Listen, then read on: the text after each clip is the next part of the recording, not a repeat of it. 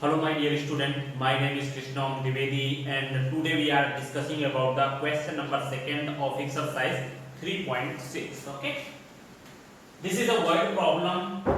Formulate the following problem as a pair of equation and find their solution. ठीक है, we have a pair, we have a word problem and now we have to formulate this problem as a pair of equation, and after that I have to solve that equation, and after that we have to find the value of x and y or the variables. ठीक है, तो देखिए हम लोग यहाँ पर देखते हैं हमारे यहाँ पर वर्ड प्रॉब्लम क्या है. So we can solve this. देखिए यहाँ पर Ritu can row down stream 20 kilometre in 2 hours and upstream 4 kilometre in 2 hours. देखो होता क्या है ना कि पानी बह रहा है और ऋतु है तो वो क्या कर रही है, 2 आवर में 20 किलोमीटर कवर करती है अगर वो डाउन स्ट्रीम में जाती है. यहाँ पर दो वर्ड है, down stream and up stream. भाई डाउन स्ट्रीम मतलब ये होता है कि जिस डायरेक्शन में वाटर का फ्लो हो रहा हो आप उसी डायरेक्शन में जाएं. ये हमारा क्या होता है, डाउन स्ट्रीम होता है. It means your speed will increase and after that what is upstream, then we can say that when the direction of ritu and the direction of water are in opposite direction, then we can say that this is the motion in a upstream. ठीक है, तो downstream मतलब when both things are moving in a same direction, it means speed will increase, and when two things are moving in opposite direction, then its speed will decrease. ठीक है, जैसे कि मैं कहूं कि मैं साइकिल चला रहा हूं बट हवा अपोजिट डायरेक्शन से आ रही है तो मेरी स्पीड क्या हो जाएगी, साइकिल की स्पीड कम हो जाएगी, मुझे ज्यादा मेहनत करनी पड़ेगी साइकिल को आगे बढ़ाने के लिए. सेम थिंग वाटर के लिए, if you are moving in the same direction where the water is moving, or if we can say that when we are moving in a downstream, it means the direction of the flowing of water and the direction of the person is same, then its speed will increase. Question से ही पता चल रहा है कि Ritu can row downstream 20 kilometre in 2 hour. 2 hour में 20 kilometre की distance cover की ऋतु ने जब वो डाउनस्ट्रीम में जा रही थी. After that and upstream 4 kilometre in 2 hours, और जब वो अपस्ट्रीम में आ रही थी तब उसने 2 आवर में 4 किलोमीटर की डिस्टेंस कवर की. Okay, find her speed of rowing in still water and the speed of current, means speed of water. ठीक है, मतलब हमें ये पता करना है कि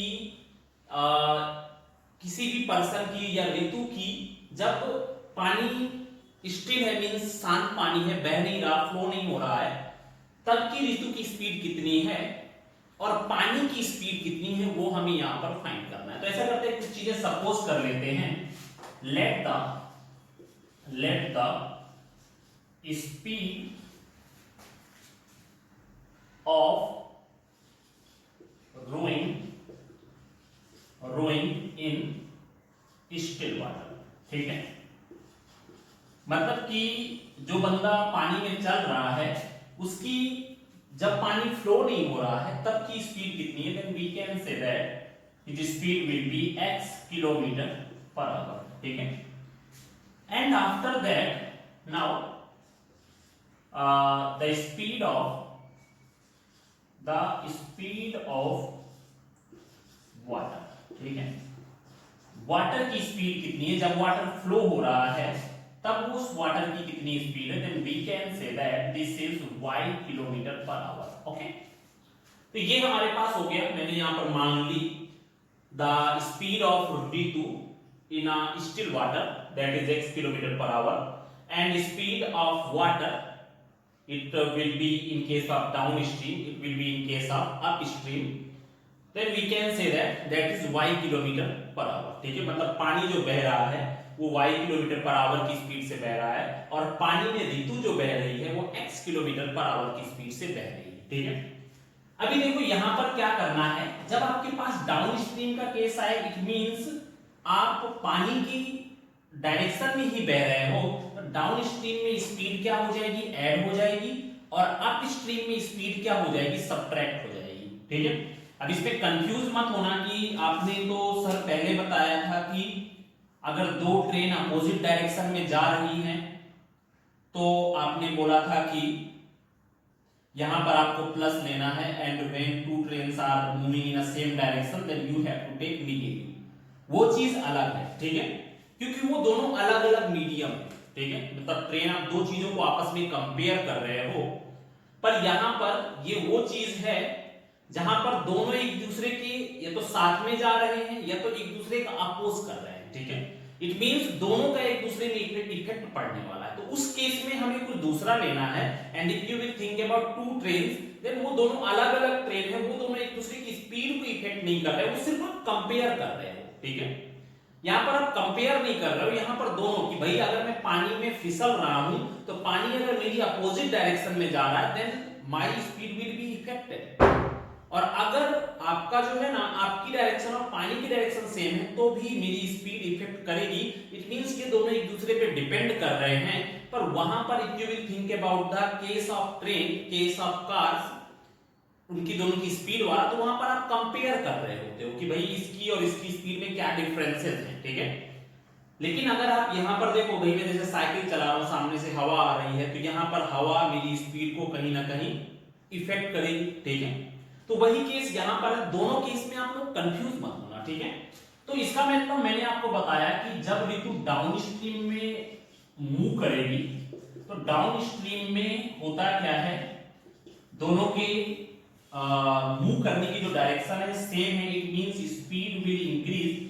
तो डाउन स्ट्रीम में स्पीड क्या हो जाएगी, that is equal to x plus y kilometre per hour, and after that upstream में स्पीड क्या हो जाएगी, अप स्ट्रीम में स्पीड हो जाएगी that is equal to x minus y kilometre per hour. ठीक है, अब यहां पर x माइनस y ही क्यों लिया है, y माइनस x क्यों नहीं लिया, क्योंकि नॉर्मल सी बात है, अगर आपके अपोजिट डायरेक्शन या सेम डायरेक्शन में, अपोजिट डायरेक्शन में पानी की स्पीड ज्यादा हो गई तो आप मूव ही नहीं कर पाओगे, तो x माइनस y ही लेना पड़ेगा, यहाँ पे y माइनस x आपको नहीं लेना पड़ेगा। ठीक है, तो अब हम लोग देखते हैं in first condition, according to first condition हमें ये पता चल चुका है कि when V2 is moving in a downstream then we have to take speed x plus y, and when V2 is moving in upstream then we have to take speed x minus y. So according to first condition, first condition के according क्या हो जाएगा यहाँ पर,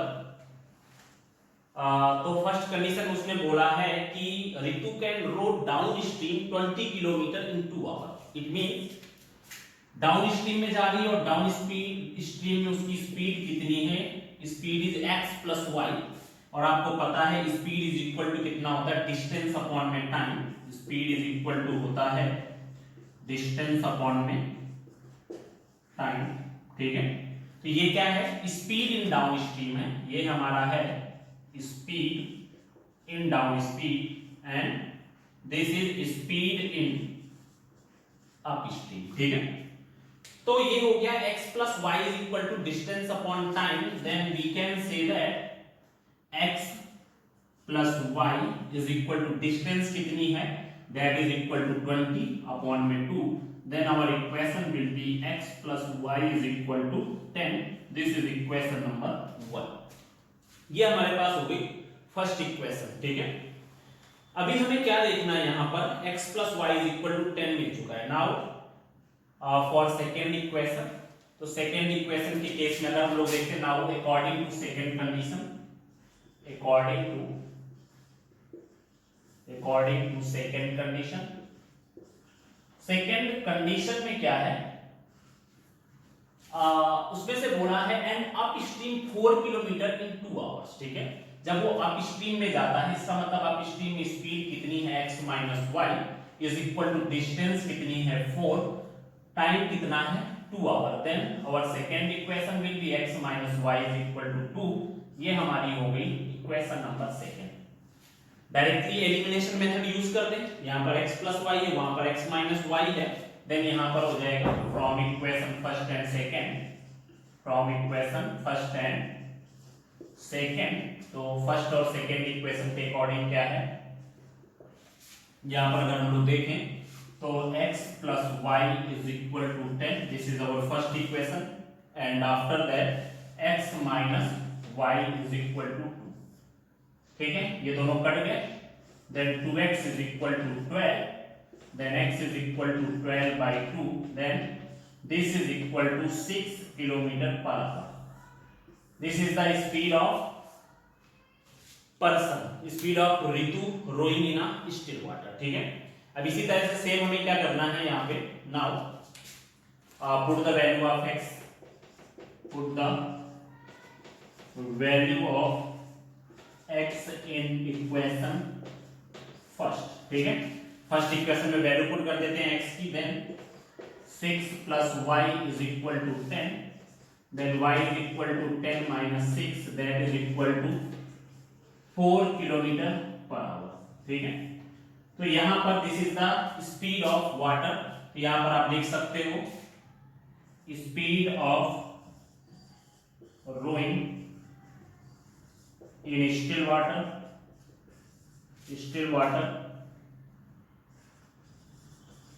is equal to कितना है यहाँ पे, that is equal to 6 kilometre per hour, 6 kilometre per hour. और इसके बाद आप यहां पे दिखा सकते हो स्पीड ऑफ वाटर, ठीक है, this is the speed of water is equal to कितना हो जाएगा, this is equal to 4 kilometre per hour, ठीक है। तो ये हमारा हो गया क्वेश्चन नंबर सेकंड का फर्स्ट, ठीक है, 3.6 के सेकंड का फर्स्ट का सॉल्यूशन ये। चलिए तो देखते हैं सेकंड का सेकंड 3.6 एक्सरसाइज का सॉल्यूशन, ओके। देखिए यहाँ पर क्या है इसके सॉल्यूशन में, वर्ड प्रॉब्लम है, यहाँ पर बोल रहा है 2 women and 5 men can together finish an embroidery work in 4 days, ठीक है। मतलब कि 2 women and 5 men can together finish an embroidery work in 4 days, ठीक है। मतलब यहाँ पर कह रहे हैं कि 2 औरतें हैं, 5 पर्सन्स हैं, आदमी हैं, वो किसी एक एम्ब्रॉयडरी वर्क को 4 डेज में कंप्लीट कर लेते हैं, while 3 women and 6 men can finish it in 3 days, ठीक है। मतलब 3 women and 6 men can finish it in 3 days. Find the time taken by 1 woman to alone to finish the work and also that taken by 1 man alone, ठीक है। अभी तक मुझे यहाँ पर जो दिया गया है वो ये दिया है कि 2 women and 5 men साथ में काम करते हैं तो वर्क को 4 डेज में फिनिश कर लेते हैं। इसके बाद 3 women and 6 men साथ में काम करते हैं तो वर्क को 3 डेज में फिनिश कर लेते हैं। अब उसमें ये पूछा गया है कि अगर कोई लेडी है वो अकेले काम करती है तो उसी काम को वो कितने दिनों में कंप्लीट कर लेगी, और अगर कोई आदमी है तो वो अगर अकेले काम करता है तो वो उस वर्क को कितने दिन में कंप्लीट कर लेगा, ठीक है। ये हमें यहाँ पर फाइंड करना है। तो यहाँ पर हम लोग सबसे पहले सपोज करते हैं लेट द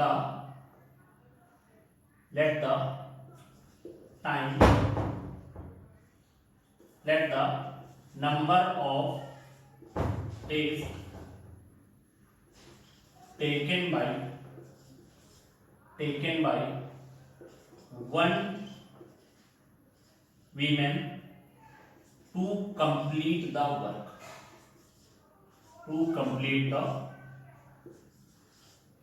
ठीक है।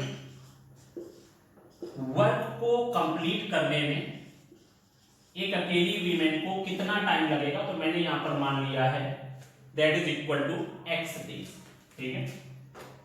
Same for men, then the number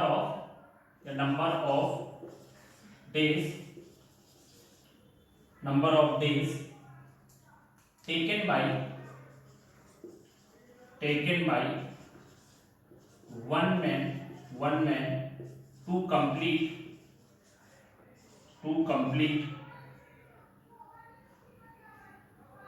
complete work, that is equal to y days ले लेते हैं, ठीक है। मतलब कि अगर एक अकेली औरत है तो वो कितना दिन लेगी किसी काम को खत्म करने में, that is equal to x days. और इसके बाद में यहां पर हमें ये सपोज किया है कि अगर एक अकेला आदमी है वो काम करता है तो वो उसी काम को खत्म करने में कितना दिन लेगा, तो मैंने ये सपोज कर लिया that he will take y days, ठीक है। तो अभी मैं ये सपोज कर लूं कि भाई कितना टाइम लग रहा है, पर उसने ऐसा बोला है कि 2 आदमी और 5 औरतें जो है ना किसी एक काम को 4 डेज में फिनिश करते हैं, ठीक है। तो यहां पर अगर मैं देखूं तो मैं मेन और वीमेन का रिलेशन डेज के साथ नहीं निकाल सकता, ठीक है। मुझे यहां पर क्या करना पड़ेगा, कैसे भी करके इनको मेन या वुमेन के फॉर्म में या डेज के फॉर्म में ही डायरेक्टली कवर करना पड़ेगा, ठीक है। तो यहां पर हम लोग ऐसा कर लेते हैं दैट, ठीक है। तो यहां पर हम लोग ऐसा लेते हैं सो द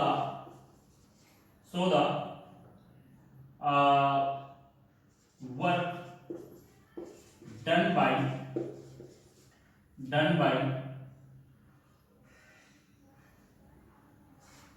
1 women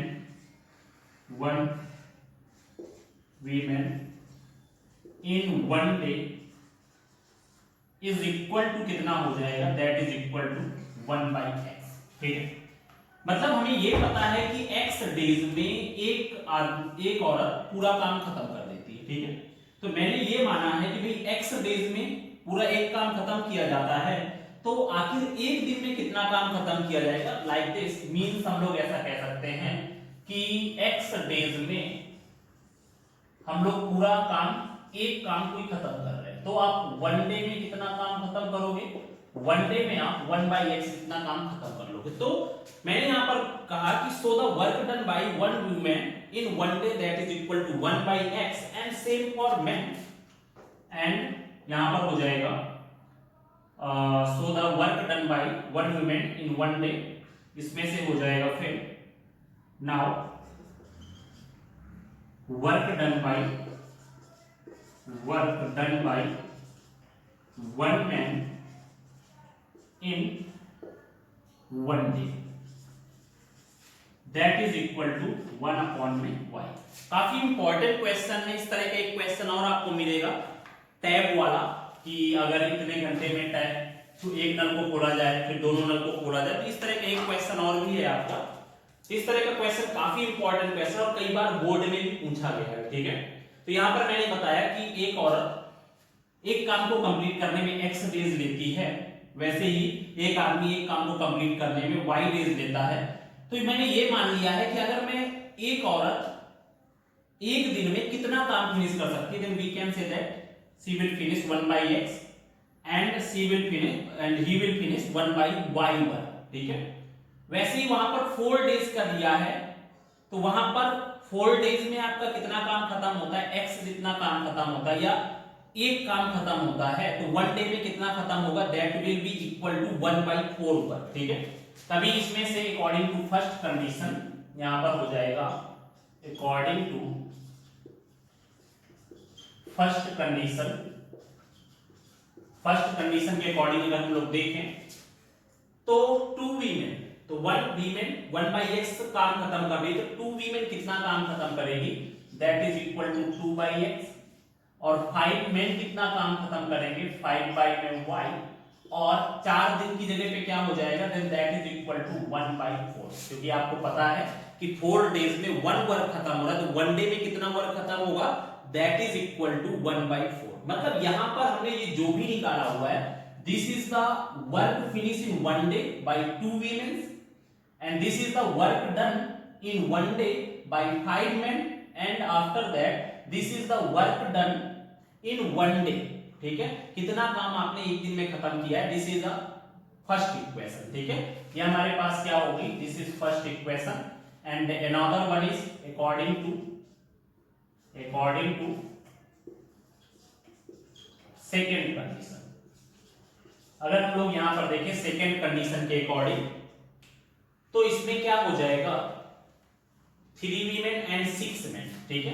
यहां पर है 3/x प्लस में 6/y is equal to 1/3, this is equation number 2। ठीक है, अभी वही चीज है, यहां पर हम लोग क्या कर देते हैं, इसके फर्स्ट क्वेश्चन से let 1/x is equal to a and 1/y is equal to b। ये हो गया। Now our equation will be put these values in equation 1 and 2। ठीक है, put these values in equation 1 and 2। ठीक है, ये value हम लोग इक्वेशन 1 और 2 में पुट कर देते हैं, then we will get some relation that is 2a by 1/x की जगह पे ये रख देना है and 5b is equal to 1/4 and after that 3x की जगह पे हो जाएगा, इसको आप चाहो तो ऐसे भी रख सकते हो, इस 4 को इधर ले लो, then this is 8a plus में 20b इज इक्वल टू 1। ठीक है, ये हमारे पास क्या हो गई, या इसी को हम लोग क्या कर सकते हैं, 8a प्लस में 20b minus 1 is equal to 0। This is equation number 3। ठीक है, ये हमारे पास हुआ कुछ इस तरह से 8a प्लस में 20b minus 1 is equal to 0। This is our third equation and same for the equation number 2। तो यहां पर कितना हो जाएगा, दिस इज 3a प्लस में 6b इज इक्वल टू 1/3। ये 3 इधर आ जाएगा, देन हमारी इक्वेशन विल बी क्या हो जाएगी हमारी इक्वेशन, देन 9a प्लस में 6b की जगह पे हो जाएगा 18b minus 1 is equal to 0। This is our equation number 4। ठीक है, तो यहां पर ये हो गया इक्वेशन 1 2 3 एंड 4। ठीक है, अभी ऐसा करते हैं ना, यहां पर अगर हम लोग देखें तो यहां पर 8a है, यहां पर 20b है, यहां पर 9a है और 18b है। ऐसा करते हैं हम लोग अप्लाई कर देते हैं क्रॉस मल्टीप्लिकेशन मेथड। ठीक है, जब भाई कोई सहारा ना हो तो हमारा लास्ट में क्रॉस मल्टीप्लिकेशन है। ठीक है, तो इसमें अगर हम लोग देखें तो इसमें से हम लोग क्या कर सकते हैं, क्रॉस मल्टीप्लिकेशन मेथड यूज करने जा रहे हैं। वैसे चाहो तो आप इतना लिख लो क्योंकि अभी हमें इसकी जरूरत पड़ने वाली है। ठीक है, तो इसमें से हो जाएगा now from equation 3rd and 4th, from equation 3rd and 4th। ठीक है, यहां पर कितना हो जाएगा, x upon same for y upon and same for 1 upon. ठीक है, चलिए देखते हैं, यहां पे थोड़ा स्पेस कम रखते हैं जिससे कि आ जाए हमारा answer, and this is 1 upon. ठीक है, देखिए भाई जब x के बारे में बात करेंगे, पर यहाँ पर ये हमारे वेरिएबल्स x y नहीं है, हमारे वेरिएबल क्या है यहाँ पे a और b है। ठीक है, तो जब हम लोग a की बात करेंगे तो हमें a वाले को कंसीडर नहीं करना, सिर्फ b वाले को कंसीडर करना है। देन यहाँ पर कितना हुआ 20 एंड 18 और दूसरे क्या है भाई, यहाँ पर भी -1 है और वहां पर भी -1। This is -1 and -1। Now for b के लिए भी क्या हो जाएगा, यहाँ पे -1 एंड -1 और फिर कितना हो जाएगा 8 एंड 9। ठीक है, this is 8 and another is 9। अभी इसके बाद में हम लोग क्या करेंगे, नाउ फॉर कांस्टेंट, तो यहां पर हो जाएगा आपका इसमें से 8 and 9 and another is 20 and 18। अभी इनका भाई क्रॉस प्रोडक्ट कर लेते हैं, तो क्या हो जाएगा यहाँ पे a अपॉन में 20 into -1 that is equal to -20 and -18 is equal to after that b upon में 9 इंटू -1 -9 -8 एंड आफ्टर दैट यहाँ पे 18 का कितना हो जाएगा भाई 1 अपॉन में, यहाँ पर हो जाएगा 64 4 एंड 144 माइनस में 29 से कितना हो जाएगा 180। ये हमारा कुछ इस तरह से रिलेशन मिला, आप लोग खुद से भी सॉल्व कर सकते हो आगे का। मेन ये है, आपको अगर ये समझ में आ गया ना तो हमारा यहाँ पर ये काफी इजी हो जाना है फिर आगे जाकर। तो ये कितना हो जाएगा, देन a अपॉन में 20 and plus 18 then this is -2 is, इसके बाद में b अपॉन में ये प्लस में हो जाएगा एंड दिस इज -1 और ये कितना हो जाएगा 180 में से 144 गया दैट इज इक्वल टू 36। ठीक है, माइनस में 36, then the value of a is equal to a कितना हो जाएगा -2 इज इक्वल टू 1 अपॉन में -36, then the value of a is equal to -2 upon में -36, तो कितना हो जाएगा यहाँ पर that is equal to 1/18. This is the value of a. Okay, and after that we have to find the value of b. Okay, then value of b will be, then यहाँ पर कितना हुआ b अपॉन में -1 is equal to 1 upon में -36, then b is equal to कितना हो जाएगा 36. Okay, तो ये कुछ इस तरह से हुआ, b इज इक्वल टू 1/36 होगा. ठीक है, -1 उधर जाएगा, देन 1 में कितना हुआ 36. This is the value of a and b.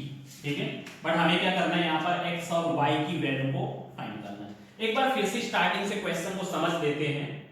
मैंने यहाँ पर माना है कि एक दिन में एक औरत कितना, मतलब कि एक काम को एक औरत खत्म करने में कितने दिन लेती है. मैंने यहाँ पे सपोज किया है she will take x days.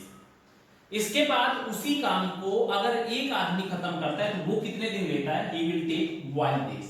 Okay, इसके बाद में अगर हम लोग देखें कि भाई अगर मैं यहां पर, क्योंकि हमें इसका रिलेशन किसके साथ निकालना है, वर्क के साथ या किसी एक चीज, क्योंकि आप जो है ना आदमी और औरत का रिलेशन डेज के साथ नहीं निकाल सकते. डेज का रिलेशन डेज के साथ, स्पीड जैसे आप लोगों ने स्पीड का करते थे डाउन स्ट्रीम अप स्ट्रीम वाले ने किया, तो आपने स्ट्रीम के बाद में रखा डिस्टेंस अपॉन टाइम, क्योंकि इस साइड भी लेफ्ट हैंड साइड पे भी स्पीड ही होनी चाहिए, राइट हैंड साइड पे भी स्पीड ही होनी चाहिए. ठीक है, तो इस तरफ में अगर आप वीमेन और मेन का रिलेशन डेज के साथ दिखाओगे देन दैट इज रॉन्ग. तो हमें क्या करना है यहाँ पर, ये तो हर तरफ डेज फाइंड कर लें, या तो हर तरफ मेन या वीमेन के फॉर्म में फाइंड कर लें, या तो हर तरफ वर्क के फॉर्म में फाइंड कर लें. और हमने यहाँ पर क्या किया है, रिलेशन को वर्क के फॉर्म में फाइंड किया है. कैसे वर्क के फॉर्म में फाइंड किया है, यहाँ पर अगर आप देखो तो मैंने यहाँ पे माना है कोई एक औरत है वो किसी एक काम को खत्म करने में x डेज लेती है, और कोई एक आदमी है वो किसी एक काम को खत्म करने में y डेज लेता है. तो मैंने यहाँ पर माना हुआ है कि किसी एक आदमी को या किसी एक औरत को एक दिन में वो कितना काम खत्म करेगा. तो मैंने यहाँ पर माना था कि भाई x डेज में वो 1 वर्क फिनिश करता है, तो 1 डे में कितना वर्क फिनिश करेगा, then he will finish 1/x work. And after that मैंने यहाँ पर लिया है कि 1 man will finish work in 1 day that is equal to 1/1. मतलब ये जो 1/x है और वो 1/y है, this is the work finish in 1 day by 1 man और बाय 1 वीमेन. ठीक है, तो ये हमारा हो गया, ये मतलब मैंने 1/x और 1/y जो है ना वो वर्क है. ठीक है, और यहां पर मैंने 1/4 लिया हुआ है, ये आपका क्या है, this is the work finish in 1 day. ठीक है, क्योंकि आपको पता है कि कोई 4 डेज में एक काम खत्म कर रहे थे 2 वीमेन और 5 मेन मिलकर के. ठीक है, तो आखिर वो एक दिन में कितना काम फिनिश करेंगे, then that is equal to 1/4 and same as for 1/3. ठीक है, फिर इसके बाद मैंने वो 1/x और 1/y रख करके इसको सॉल्व कर दिया. तो आप लोग इसको लिख लीजिए, फिर इसके बाद हम लोग आगे थोड़ा सॉल्व करते हैं, जिससे कि आपका ये 1/x इज इक्वल टू आपने a माना हुआ था और 1/y is equal to b माना हुआ. तो इसको थोड़ा सा सॉल्व कर लेते हैं. तो यहां पर कितना हो जाएगा, देन यहां पर सॉल्व कर ले रहे हैं हम लोग थोड़ा सा. आपको यहां पे पता है कि 1/x is equal to a, then 1/x is equal to a, the value of a is equal to 1/18, then the value of x is equal to 18. ठीक है, मतलब कि एक औरत को काम खत्म करने में कितना टाइम लगेगा, x डेज लगेंगे. ठीक है, वहीं पर अगर हम लोग देखें then 1/y is equal to कितना है यहाँ पर b, और b की वैल्यू कितनी है, that is equal to 36. तो एक आदमी को उसी काम को खत्म करने में कितने दिन लगेंगे, 36 डेज लगेंगे. ठीक है, ये हमारा हो गया answer. Then the number of days taken by one women to complete the work that is equal to 18 days, and the number of days taken by one man to complete the work that is equal to 36 days. ये रहा हमारे second का answer, और बहुत ही important question है. ठीक है, इस तरह के आपको बहुत सारे क्वेश्चंस मिलने वाले हैं. चलिए तो भी देखते हैं सेकंड का third and last question of this exercise. Ruhi travels 300 kilometer to her home, partially by train and partially by bus. She takes 4 hours if she travels 60 kilometer by train and the remaining by bus. If she travels 100 kilometer by train and the remaining by bus, she takes 10 minutes longer. ठीक है, देखो यहाँ पर क्या क्या रही है कि भाई रूही है वो अपने घर जा रही है जिसकी डिस्टेंस 300 किलोमीटर है, उसमें से वो कुछ पार्ट ऑफ डिस्टेंस बाय बस कवर करती है, कुछ पार्ट ऑफ डिस्टेंस आपका जो है ना बाय ट्रेन कवर करती है। तो यहाँ पर डिस्टेंस दी गई है एंड टाइम दिया गया है, and we have to find the speed of the train and speed of the bus. ठीक है, कैसा करते हैं, यहाँ पर सपोज कर लेते हैं, इसमें से अगर हम लोग देखें then solution of equation third, तो यहां पर हम लोग सपोज करते हैं let the speed of train is equal to x kilometre per hour and speed of bus is equal to y kilometre per hour. Okay, ये मैंने दो चीजें यहां पर सपोज कर ली, speed of train and speed of bus. ठीक है, अभी आपको पता है यहां पर कि स्पीड इज इक्वल टू कितना होता है, speed is equal to distance upon time, distance upon में टाइम। ठीक है, हमें यहां पर डिस्टेंस दिया है, टाइम दिया हुआ है और हमें स्पीड निकालनी है। ठीक है, अभी आते हैं अकॉर्डिंग टू फर्स्ट कंडीशन, यहां पर हो गया अकॉर्डिंग टू फर्स्ट कंडीशन। अगर हम लोग यहां पर फर्स्ट कंडीशन को कंसीडर करते हैं, टोटल डिस्टेंस है 300 किलोमीटर जिसमें से वो 60 किलोमीटर बाय ट्रेन कवर करती है, तो बाकी बची हुई डिस्टेंस वो बाय बस कवर करेगी। इसका मतलब बाकी बची हुई डिस्टेंस कितनी हो जाएगी, 300 माइनस 60। तो यहां पर हम लोग ऐसा कह सकते हैं दैट इज इक्वल टू 240। ठीक है, तो इसमें से अगर हम लोग देखें तो आपको पता है कि यहां पर वो ट्रेन के थ्रू T1 जितना टाइम चलती है और इसके बाद में बस के थ्रू वो T2 जितना टाइम चलती है, तो दोनों मिलाकर को 4 आवर तक चलती है। ठीक है, रूही जो है ना जब ट्रेन से चलती है तो वो T1 जितने टाइम तक चलती है और जब बस से चलती है तो वो T2 जितना टाइम तक चलती है, तो टोटल दोनों का टाइम मिला के कितना हो गया, 4 आवर हो गया। और आपको पता है time is equal to distance upon speed, time इधर आ गया, स्पीड नीचे चला गया। तो आपको पता है ट्रेन में उसने कितनी डिस्टेंस कवर की, 60, और ट्रेन की स्पीड कितनी की, दैट इज x। ओके, बस में डिस्टेंस 300 माइनस 60, क्योंकि 60 तो उसने ट्रेन से कवर कर ली, तो बस में कितना कवर करेगी, 300 minus 60, then that is equal to 240 upon में कितना हो गया y, भाई डिस्टेंस अपॉन में speed is equal to time, that is equal to 4 hour. ये हो गया। आप चाहो तो इसमें 4 कॉमन ले सकते हो, अगर आपने 4 कॉमन ले लिया इसमें से तो यहां पर कितना बचा, 15 बाई में x बचा, प्लस में यहां से 4 कॉमन लिया, देन 60 बाई में y इज इक्वल टू 4 से 4 कट गया, तो ये हमारे पास इक्वेशन क्या बन गई, 50 बाई x प्लस में 60 by y is equal to 1। ये हमारे पास इक्वेशन नंबर 1 हो गई। ठीक है, अभी हमें क्या करना है, अभी हमारा जो दूसरा काम है वो ये है कि हमें सेकेंड कंडीशन के बारे में यहां पर डिस्कस करना है। देखिए यहां पर हो जाएगा अकॉर्डिंग टू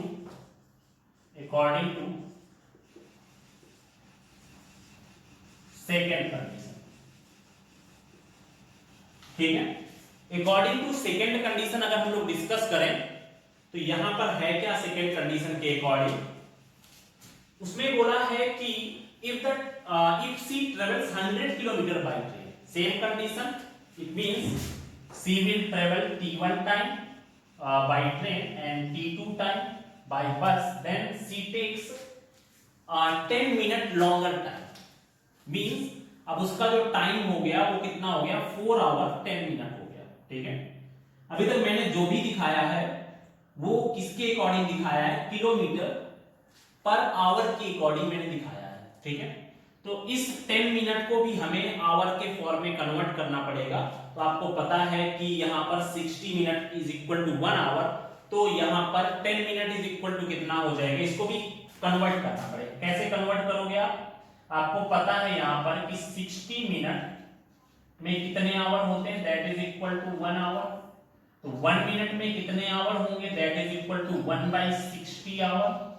ओके, तो 10 मिनट में कितने आवर होंगे, that is equal to 10/60, it means 1/6 hour. ठीक है, मतलब कि ये टोटल टाइम कितना लेगा, ही विल टेक 4 प्लस में 1/6 आवर का टाइम लेगा यहाँ। ओके, मतलब 4 आवर तो पहले ले ही रहा था, पर अभी वो 10 मिनट जितना एक्स्ट्रा टाइम लेगा, और मैंने 10 मिनट को जब आवर में चेंज किया, that is equal to 1/6 hour. Okay, मतलब उसने 1/6 आवर जितना टाइम ज्यादा लिया जब उसने 100 किलोमीटर बाय ट्रेन कवर किए और 200 किलोमीटर बाय बस, क्योंकि भाई आपको ट्रेन का पता है, बस का निकल आएगा 300 minus 100, that is equal to कितना हो जाएगा, डिस्टेंस कवर्ड बाय बस। ठीक है, तो यहां पर हो जाएगा फिर से वही, time is equal to distance upon speed.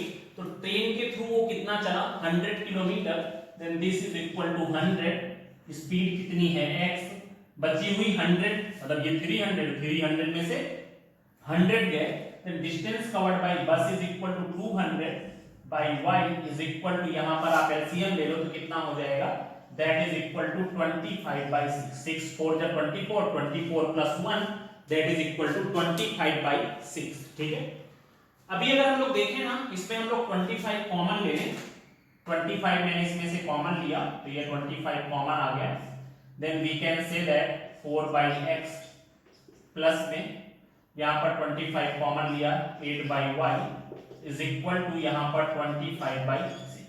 25 से 25 कट गया, इस 6 को हम लोग इधर भेज देते हैं, तो यहां पर कितना हुआ 24/x प्लस में यहां पर 48 में y इज इक्वल टू यहां पर हो गया 1। ठीक है, यहां पर था, ये हमारी क्या हो गई, इक्वेशन नंबर 2। ठीक है, ये हमारी क्या हो गई, इक्वेशन नंबर 2 हो गई, 24/x प्लस में 48/y इज इक्वल टू 1। और यहां पर कितनी है, 15/x प्लस में 60/y। आप चाहें ना तो हम लोग इसको सिंपलीफाई करके बाय यूजिंग हम लोग सॉल्व कर सकते हैं, एलिमिनेशन मेथड के थ्रू डायरेक्टली सॉल्व कर सकते हैं। इसको चाहे ना तो हम लोग किस फॉर्म में कन्वर्ट कर सकते हैं, देखते हैं भाई। फ्रॉम इक्वेशन फर्स्ट इक्वेशन से अगर हम लोग देखें यहां पर, तो मैंने इसमें 15 कॉमन लिया, जब मैंने इसमें 15 कॉमन लिया तो 1/x बचा यहां पर, और इसमें से 60/y है, तो यहां पर कितना बचेगा, that is equal to 4/y is equal to 1। ये 15 हम लोग उधर भेज देते हैं, जब हम लोग 15 उधर भेजेंगे तो यहां पर कितना हो जाएगा, that is equal to 1/x plus में 4/y इज इक्वल टू 1/50। ठीक है, ये हमारी हो गई इक्वेशन नंबर में 3rd। And same as from equation 2, अब 2 में से आप 24 कॉमन ले लो भाई, 24 कॉमन ले लोगे तो यहां पर कितना हो जाएगा, 1/x प्लस में 2/y इज इक्वल टू 1 हो जाएगा। ठीक है, अब ये 24 उस साइड पे जाएगा, तो अभी हमारे पास ये जो इक्वेशन है वो कैसी हो जाएगी, that equation will be 1/x plus में 2/y is equal to 1/24। This equation will be equation number 4। ठीक है, यहां पर हमारे पास दो इक्वेशन बन चुकी है, 1/x प्लस में 4/y इज इक्वल टू 1/15, और दूसरी इक्वेशन बन चुकी है 1/x प्लस में 2/y इज इक्वल टू 1/24। मैंने इसको थोड़ा सा सिंप्लीफाई किया है, आप चाहो तो डायरेक्टली भी कर सकते थे। ठीक है, मैंने इसको डायरेक्ट सिंप्लीफाई किया है। अभी हम लोग क्या करते हैं, इसको सपोज कर लेते हैं, let 1/x is equal to a and 1/y is equal to b। तो अभी जो हमारी इक्वेशंस बनेगी, put these values in equation 3rd and 4th। Put these values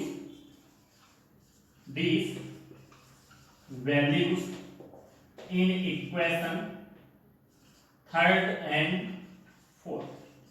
अभी हम लोग क्या करते हैं, ये जो वैल्यूज हैं x 1/x और 1/y की, उनकी जगह पर हम लोग क्या कर देते हैं, a और b रख देते हैं, ठीक है। तो अभी हमारे पास जो इक्वेशंस बनेगी वो क्या हो जाएगी, that will be a plus में 4b is equal to 1/15, that will be equal to 1/15 and this is equation number 5.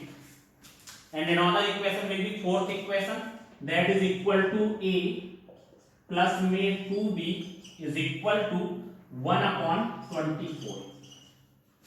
ये हमारा हो गया, दिस इज इक्वेशन नंबर 6, ठीक है, दिस इज इक्वेशन नंबर 6, ठीक है। तो ऐसा करो आप लोग, इन दोनों ये लिख लीजिए आप लोग, ठीक है, ये भी आप कंप्लीट कर लीजिए, फिर इसके बाद आगे जाके सॉल्व करते हैं, ठीक है। चलिए देखते हैं आगे सॉल्व करते हैं इसको लिखा रहने देते हैं भाई, यहां से फिर से पूरा सॉल्व करते हैं आगे की वैल्यूज को,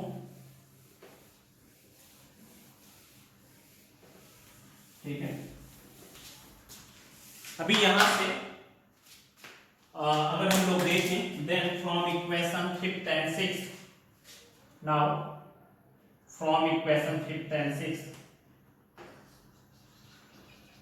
from equation 5th and 6th, ठीक है। चलिए यहां पर देखें अगर हम लोग, तो यहां पर कितना हो जाएगा, a प्लस में 4b इज इक्वल टू 1/15, यहां पर a प्लस में 2b is equal to 1/24, subtract कर देते हैं, माइनस माइनस एंड माइनस, ठीक है। a से a कट गया, यहां पर 4b में से 2b गया, that is equal to 2b। इसको आप कैसे सब्ट्रैक्ट करोगे, that is equal to 1/15 minus में 1/24, ठीक है। इसका एलसीएम ले लेते हैं, जो भी आपका एलसीएम है, क्या आएगा एलसीएम देख लेते हैं भाई। यहाँ पर कितना है, 15 एंड 24, 2 से कट किया, that is equal to 15, this is 12, after that 2 से 15, 6, फिर 2 से 15 एंड 3, फिर क्या हो जाएगा 3 एंड 5, ठीक है। 2 2 जा 4, 2 जा 8 3 जा कितना हो जाएगा, 8 5 जा 40, 43 जा 120। तो इसका जो एलसीएम हो जाएगा दैट इज इक्वल टू 120, कितना हो जाएगा भाई, 15 8 जा 120, तो यहाँ पर 8 माइनस में यहाँ पर 24 5 जा 120, तो ये हो गया 2b is equal to 3 by में 120, it means the value of b is equal to 3 by में 240, ये 2b नीचे आ गया, ये हमारी b की वैल्यू हो गई। सेम एज अभी हमें a की वैल्यू को भी फाइंड करना पड़ेगा, ठीक है। अभी हम लोग देखते हैं, now put the value of b, now put the